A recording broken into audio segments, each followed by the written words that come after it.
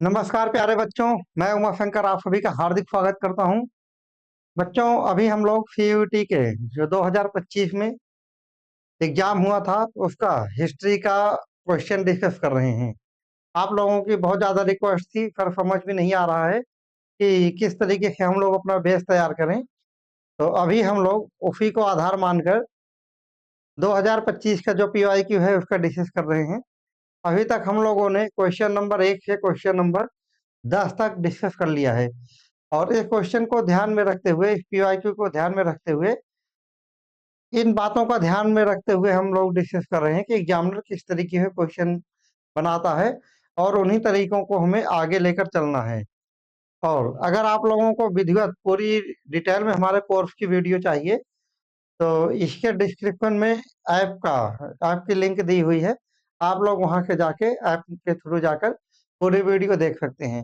आप हमारे यूट्यूब पर भी लिमिटेड मात्रा में जो है कंटेंट है, क्योंकि जो हमारे यहाँ और भी स्टाफ हैं उनको तो पैसा देना पड़ता है। तो आइए देख लेते हैं आज का जो क्वेश्चन नंबर 11 है। इसमें जो भी मेथड है, एलिमिनेशन मेथड है, कुछ कॉमन कॉमन सेंस के भी क्वेश्चन हैं और कुछ फैक्ट के हैं, कुछ मैचिंग करने के हैं, कुछ वन लाइनर हैं। देखते हैं एग्जामिनर किस टाइप के क्वेश्चन का क्या रेशियो रखकर चलते हैं। हमें आगे की तैयारी इन्हीं बातों को ध्यान में रखते हुए चल करना है। आइए देखते हैं। इसमें क्वेश्चन नंबर 11 में एग्जामिनर पूछता है कि लिंगायतों के बारे में क्या सही नहीं है।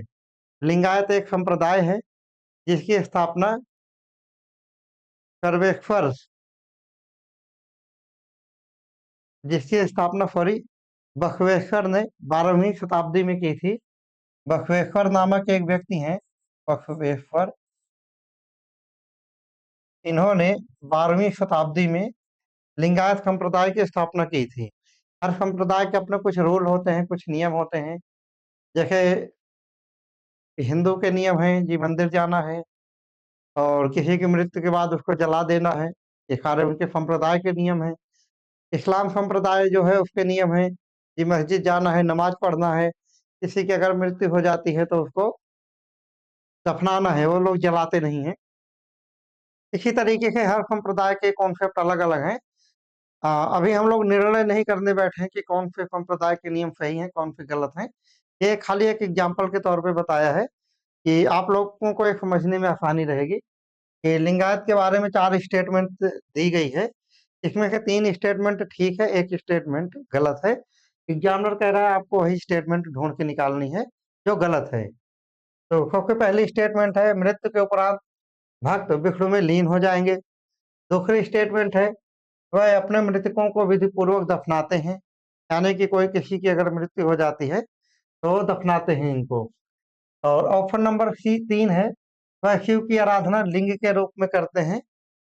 और ऑप्शन नंबर 4 है कि लिंगायत बाएं कंधे पर चांदी के एक डिब्बे में एक लघु लिंग रखकर चलते हैं। तो आइए देख लेते हैं, हमें जो इसमें ज्यादा सही लग रहा है पहले उसको देखेंगे कि लिंगायत, लिंग का लिंग और लिंगायत, यानी कि जो लोग लिंग की पूजा करते होंगे वही लोग लिंगायत कहलाए। यानी कि ये लोग शिव की आराधना लिंग के रूप में करते थे। तो आपका तीसरा ऑप्शन सही है, यानी कि लिंगायत के बारे में सही बात कही गई है। और अगर आप लोग थोड़ा सा, एक कॉमन सेंस का भी क्वेश्चन है कि अगर लिंग के रूप में शिव की पूजा कर रहे हैं तो ये मृत्यु के बाद विष्णु में लीन नहीं होंगे। ये लोग, ये आप लोग कॉमन सेंस से भी लगा सकते हैं। बाकी के ऑप्शन ठीक है। वह अपने मृतकों को दफनाते थे, जलाने की कोई व्यवस्था नहीं थी, दफनाने की व्यवस्था थी लिंगायत में। और लिंगायत बाएं कंधे पर चांदी के एक डिब्बे में लघु लिंग को धारण करते थे। यानी कि जो इनका बायां कंधा होता था, बायां फोल्डर होता था, एक चांदी का डब्बा बांधते थे इसमें और उसके अंदर एक छोटा सा लिंग रख के चलते थे। ये इनकी परंपरा थी। तो सही आंसर इसमें पूछा गया है क्या सही नहीं है, तो ऑप्शन नंबर 1 सही नहीं है इसमें। ये इनका मानना था कि मृत्यु के बाद जो व्यक्ति होते हैं शिव में लीन हो जाएंगे, लेकिन एग्जामिनर ने यहाँ पर विष्णु का नाम दिया है। तो यहाँ पर पहला ऑप्शन ही गलत है, यानी कि पहला ऑप्शन ही सही है। स्टेटमेंट गलत है, ऑप्शन सही है।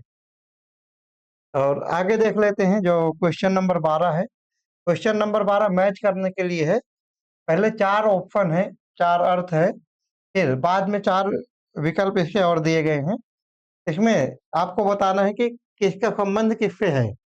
जैसे कल एग्जाम्पल देख के बताया था कि दो रिश्तेदार हैं, आपस में एक दूसरे को मिलना है, तो कौन किससे मिलेगा आगे जाकर देखते हैं कौन किसका रिश्तेदार है, किसका संबंध किसके साथ है।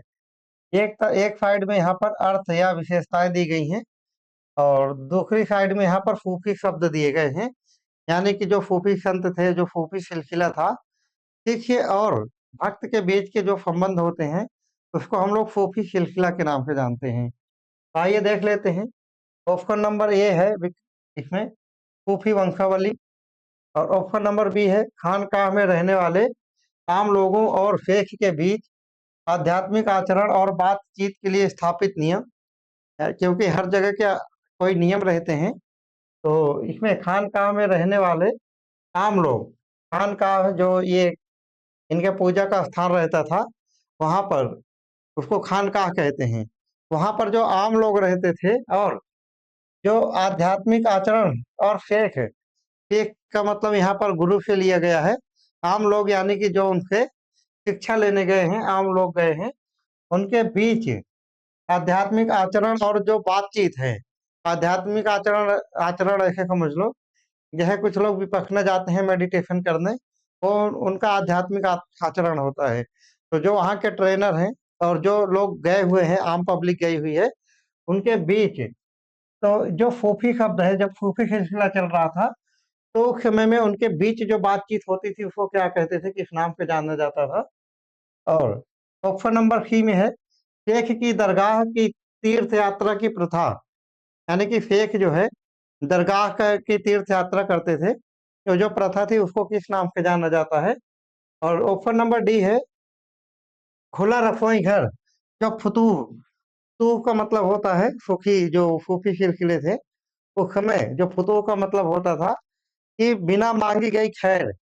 बिना मांगी गई खैर आप लोग ऐसे समझ सकते हैं कि जैसे आप लोगों ने गुरुद्वारा गए होंगे या मंदिर गए होंगे, तो गुरुद्वारे में क्या होता है, वो हमेशा लंगर टाइप का वो चलता रहता है, भंडारा चलता रहता है। लेकिन वो उसके लिए चंदा इकट्ठा करने नहीं जाते हैं। वहां पर आप देखते हैं कि कुछ लोग आते हैं जिनकी मुराद पूरी हो जाती है, जिनकी मन्नत पूरी हो जाती है, वो अपनी इच्छा के दान करके जाते हैं। और ऐसी मंदिरों में भी देखे होंगे आप, जैसे बड़े बड़े मंदिरों में गए होंगे, तो लोग अपने आप ही दान पात्र में पैसा डाल के आ जाते हैं। तो उसमें क्या होता है, तो उन पैसों के खुला रसोई घर, खुला रसोई घर होटल के थोड़ा सा डिफरेंट कॉन्सेप्ट है। होटल में जाएंगे आप लोग, जो भी मांगेंगे आप खाने को मिलेगा जो वहां पर रहेगा, लेकिन आपको उसकी पेमेंट करनी पड़ेगी। खुला रसोई घर का मतलब तात्पर्य है कि वहां पर आपको पेमेंट नहीं करनी पड़ेगी। तो इस पार्टिकुलर ये जो खुला रसोई घर था, इसको क्या कहते हैं अब हम लोग। और इधर चार पॉइंट दिए गए हैं, इन पॉइंट से इनको मिलाना है कि किसको क्या कहते हैं। सबसे पहले है जियारत, दूसरे नंबर पर है लंगर, तीसरे नंबर पर है सिलसिला, और चौथे नंबर पर है मुर्शीद। तो सबसे पहले जो आसान है, आसान वाले को मिलाते हैं कि खुला रसोई घर जो फतूह यानी कि बिना मांगी खैर पर चलता है, उसको लंगर कहते हैं। इसको अभी भी लंगर ही कहा जाता है। तो यहाँ पर हम लोग देख लेते हैं, डी का दो है, डी का दो केवल इसी में है, चौथे नंबर पे। तो आपके बाकी के तीनों ऑप्शन जो है एलिमिनेट हो जाते हैं। ये क्वेश्चन आपका एलिमिनेशन मेथड का है और थोड़ा कॉमन सेंस का भी है कि खुला रसोई घर जो है इसको क्या कहते हैं, इसको फतूह कहते हैं। आप लोग बाकी बाकी के ऑप्शन को भी मिला सकते हैं, अब तो चाहे जो मिला लो। जो फूफी वंशावली है इसको सिलसिला कहते हैं। तो एक है, तीन मिल गया। और बी खानकाह में रहने वाले जो आम लोग हैं और जो वहाँ के आध्यात्मिक पर्सन है यानी कि जो हेड है, उनके बीच जो बातचीत होती है उसके नियम, कुछ नियम स्थापित किए गए थे कि आप लोग मुझे ये बोलोगे। जैसे आप लोग कहीं कंपनी वगैरह में देखे होंगे, फिल्मों में देखे होंगे, कंपनी में सब एक दूसरे को सर मैम ऐसे करके बोलते हैं। तो इसी तरीके से यहाँ पर भी कुछ नियम थे, तो उसको क्या कहते हैं, उसको हम कहते हैं मुर्शीद। और बी का चार मिल गया, बाकी बचा सी का एक। शेख की दरगाह की तीर्थ यात्रा करने की प्रथा जो थी उसको जियारत कहते हैं। यानी कि जो शेख होता था, जो गुरु होता था, वो दरगाह पर या तीर्थ यात्रा करते थे, उस पार्टिकुलर शब्द को जियारत कहते हैं। जैसे अभी क्या कहते हैं, हज करने जा रहे हैं, और कुछ जैसे इस्लाम धर्म के इस्लाम संप्रदाय को मानने वाले लोग हैं, ये मक्का मदीना तीर्थ यात्रा पे जाते हैं तो उसको कहते हैं कि ये हज करने जा रहे हैं। और जो हिंदू परंपरा को मानते हैं, ये लोग कुंभ में जाते हैं, कल्पवास करने जाते हैं, और चार धामों की यात्रा करते हैं। तो विशेषकर कई बार उनको हमारे उत्तर प्रदेश में कहा जाता है कि ये गया करने गए हुए हैं। तो इसी तरीके से जो फेक रहते थे उस समय, जब फेक तीर्थ यात्रा करते थे, तो उसको जियारत कहा जाता था। एक बार इसको मिटा देता हूँ। तो इस तरीके से आपका सही आंसर है ऑप्शन नंबर 4। Option number 4। आगे बढ़ते हैं।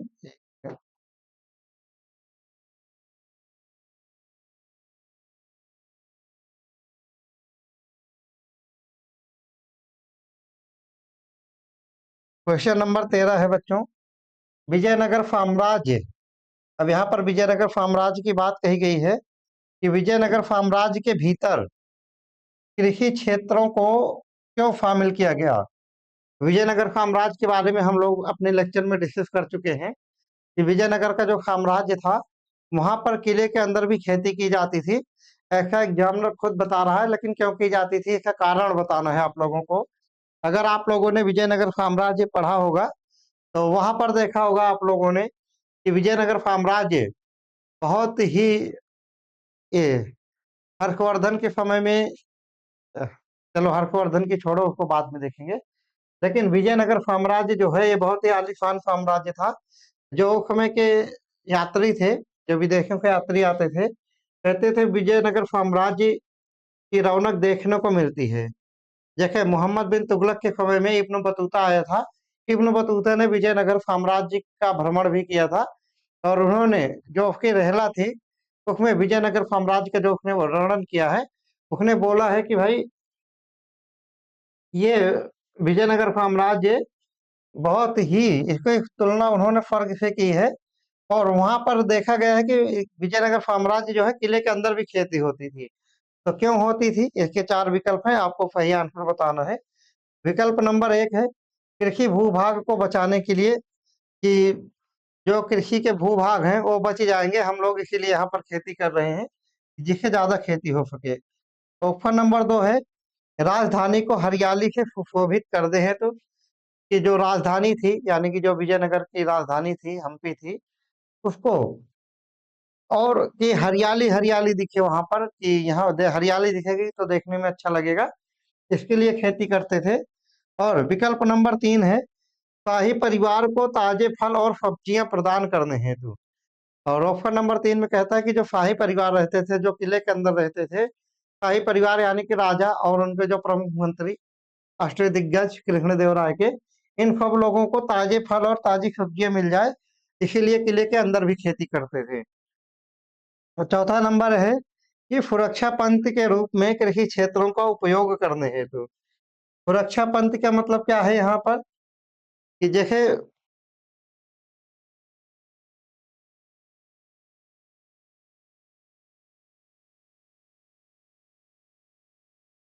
एक सेकंड बच्चों।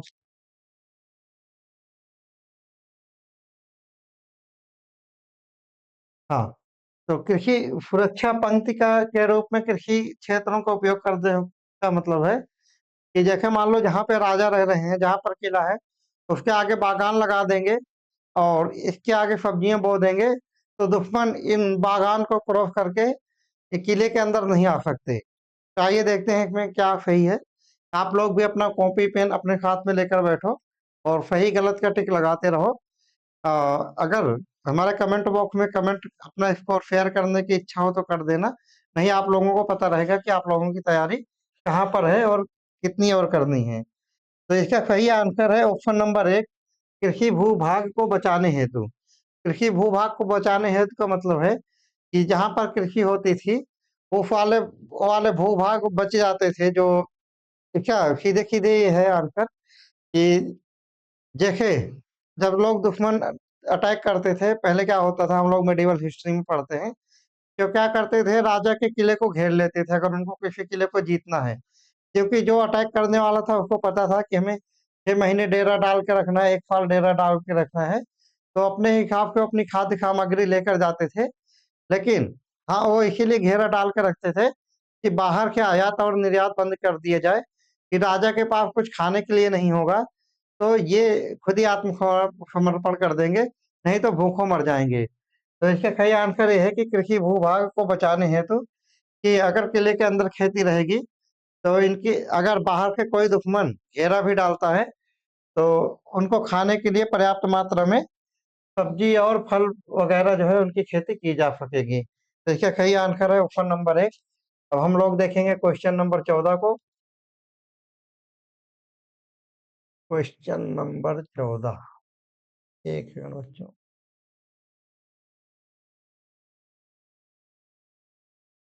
क्वेश्चन नंबर 14 इसमें भी विजयनगर साम्राज्य के बारे में चर्चा की गई है। यानी कि आपके जो सीयूईटी का एग्जाम है हिस्ट्री का, अगर आप लोग हिस्ट्री के छात्र हैं, हिस्ट्री के स्टूडेंट हैं, तो आप लोगों को यहाँ पर एग्जामिनर ये बताने की कोशिश कर रहा है आप लोगों को विजयनगर साम्राज्य को बहुत ही विधिवत पढ़ना है, क्योंकि 50 में से 2 क्वेश्चन खाली आपके विजयनगर साम्राज्य से आ गए हैं। और क्वेश्चन आपका है कि विजयनगर साम्राज्य जो है इसमें निम्नलिखित संरचनाओं में से किस चैनल के माध्यम से शाही केंद्र तक पानी ले जाया जाता था। शाही केंद्र पानी जो है शाही केंद्र तक किसके माध्यम से ले जाया जाता था। 4 ऑप्शन दिए गए हैं, और इसमें से जिसके 3 ऑप्शन तो फालतू हैं।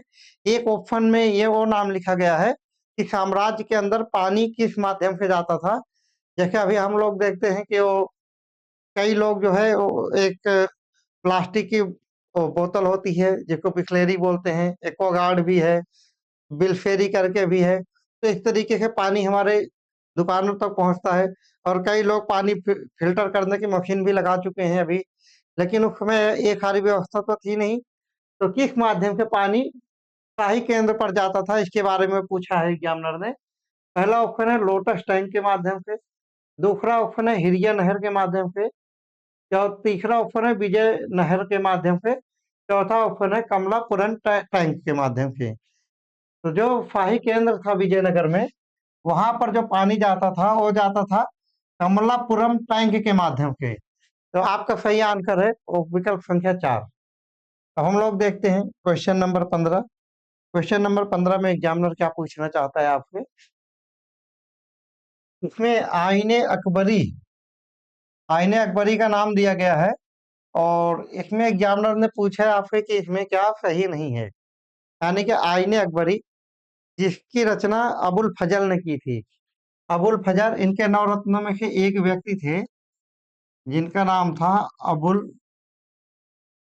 अबुल फजल। अबुल फजल ने आईने अकबरी की रचना की थी। हो सकता है जब आप लोग जो है एग्जाम दोगे, तो अबुल इसके राइटर का नाम पूछ लें, क्योंकि आईने अकबरी के बारे में तो स्टेटमेंट पूछ ही लिया है, तो इसीलिए आपको इसके राइटर का भी नाम ध्यान करके रखना है। और जो अकबरनामा था उसका ये तीसरा खंड आईने अकबरी है। ठीक है, तो इसमें ये ऑप्शन नंबर 1 है जो एग्जामिनर ने पूछा है। यह 1598 में पूरा हुआ था। जो आईने अकबरी है इसको लिखने, जो अबुल फजल आईने अकबरी लिख रहे थे, इसको लिखने का कार्य 1598 में पूरा हो गया था। और इसका ऑप्शन नंबर 2 है, इसका नजरिया क्षेत्रों के बारे में केंद्र का नजरिया है। यानी कि आईने अकबरी में जो बात लिखी गई है, जो कंटेंट दिया गया है, उसमें ये बताया गया है कि यह इसका जो नजरिया है, यह क्षेत्रों के बारे में केंद्र का नजरिया है। कि जो केंद्र यानी कि जो राजा होता था वो क्षेत्रों के बारे में, यानी कि अपने आसपास के बारे में क्या सोचता है। आसपास के पड़ोसी देश भी हो सकते हैं, उनके राजा भी हो सकते हैं, उनके राजमहल के आसपास जो लोग रहते हैं वो भी चीजें हो सकती हैं। और तीसरा विकल्प है, यह विभिन्न प्रांतों की बड़ी बारीकियों से जानकारी प्रदान करता है। यह आईने अकबरी जो है इसमें ये भी लिखा गया है कि जो इनके आसपास के जो प्रांत थे उनके बारे में क्या क्या कंटेंट था, यानी कि जो आसपास के राजा हुआ करते थे, जो आसपास के राज्य थे, उनकी क्या विशेषता थी, उनके बारे में भी लिखा गया है। ना कि अकेले अकबर के बारे में लिखा गया है, आसपास के राजाओं के बारे में भी लिखा गया है। और ऑप्शन नंबर 4 है, सम्राट अकबर के आदेश पर इसका लेखन शुरू किया गया और शाहजहां के समय में पूरा किया गया। यह आईने अकबरी नामक जो बुक है, जो अबुल फजल ने लिखी है, ये अकबर ने बोला था कि लिखो इसको, लेकिन उस समय इसका कार्य पूरा नहीं हुआ था। जहांगीर के समय में भी लिखी गई या नहीं लिखी गई, बंद करके रख दी गई हो, और इसके लिखने का कार्य शाहजहां के समय तक किया गया। अब इसमें से आप लोग देख सकते हैं, इसमें या तो ये सही होगा या तो ये सही होगा, इन्हीं दोनों में से एक चीज गलत होगा, क्योंकि अकबर का जो शासन काल था ये 1556 ईस्वी से लेकर 1605 ईस्वी तक था। अगर 1598 में खत्म हो जाती है तो ये वाला ऑप्शन गलत हो जाएगा। अगर शाहजहां के समय में इसका कार्य पूरा किया जाता है तो शाहजहां का कार्यकाल 1627 से 1658 ईस्वी तक था। लेकिन हमें पता है कि आईने अकबरी जो है, इसको लिखने का कार्य 1958 में पूरा हो 1598 में पूरा हो गया था। तो इसीलिए ऑप्शन नंबर 4 ऑटोमेटिक गलत हो जाता है। और इसका नजरिया क्षेत्रों के बारे में केंद्र का नजरिया था, बिल्कुल सही बात है। और यह विभिन्न प्रांतों में बड़ी बारीकियों से जानकारी प्रदान करता है, यानी कि इनके समय में जो प्रांत हुआ करते थे, यानी कि जो अगर आगरा को एक देश मान लिया जाए उस समय, जब अकबर आगरा में राज करते थे, और उसके जो प्रांत थे उसके बारे में बड़ी बारीकियों से जानकारी मिलती है आईने अकबरी में। तो आपको सही आंसर है ऑप्शन नंबर 4, क्योंकि इस क्वेश्चन में नहीं पूछा गया था। तो मित्रों, बच्चों, आज का जो डिस्कशन था हमारा यहीं पर समाप्त होता है।